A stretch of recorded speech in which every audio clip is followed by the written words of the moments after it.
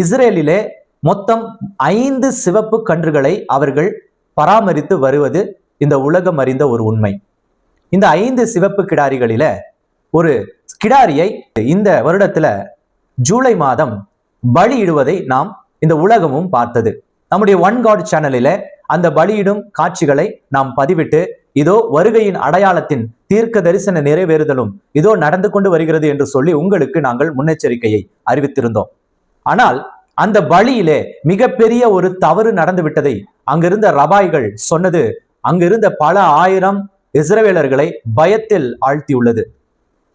என்ன நடந்தது? இதோ மொத்தம் இருக்கிற 5 கிடாரிகளிலே ஒரு கிடாரி பலியிட்டு அது ஒரு சாக்ரிஃபைஸுக்கான ஒரு முன்னுதாரணமாக, ஒரு நடைமுறை பயிற்சியாக அவர்களை மேற்கொள்ள செய்திருந்தனர்.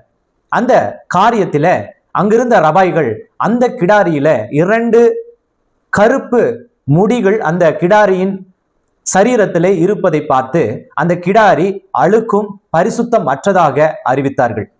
இதோ எல்லா இன்ஸ்பெக்ஷனுக்கு பிறகுதான் இந்த கிடாரியானது பலியிடப்பட்டிருந்தது. ஆனாலும் எப்படி அந்த 2 கருப்பு முடி வந்தது என்ற ஒரு பயம், பதட்டம் இன்றைக்கு பல லட்சம் இஸ்ரவேலர்களுக்குள்ள வந்திருக்கு.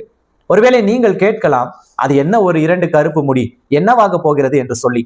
ஆனால் இதோ பழைய ஏற்பாட்டிலே இஸ்ரவேலர்கள் நம்பும் புக் ஆஃப் தோராவில என்னாகமம் புஸ்தகத்துல இதோ அங்க பலியிடக்கூடிய கிடாரியை குறித்ததான முழு விவரங்கள் எழுதப்பட்டிருக்கு.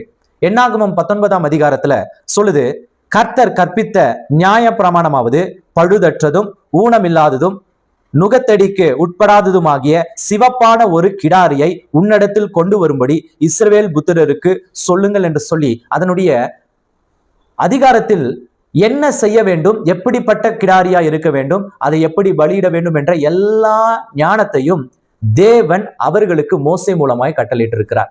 இதோ இந்த கட்டளைகளின்